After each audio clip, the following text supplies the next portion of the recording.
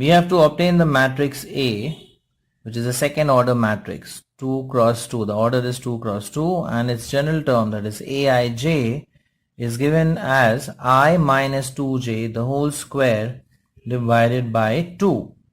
So as A is a second order matrix, so it will have 4 elements.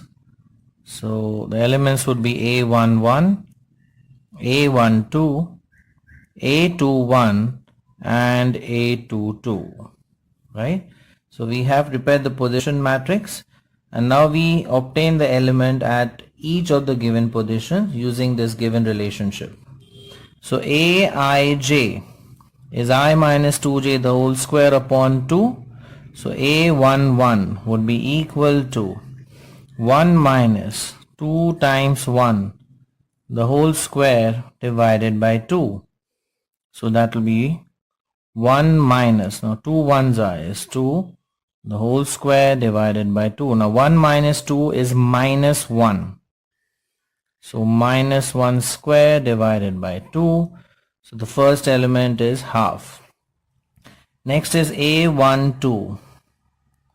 So that will be 1 minus 2 times 2 the whole square divided by 2. So this is 1 minus 4 the whole square divided by 2, which is minus of 3 square divided by 2. So the value is 9 by 2. Next is A21, the second row elements. So 2 minus 2 times 1 the whole square divided by 2. So that is 2 minus 2 the whole square divided by 2. So it's 0 square by 2. So 0 square is 0. 0 divided by 2 is 0. And the last element A22 is 2 minus 2 times 2 the whole square divided by 2.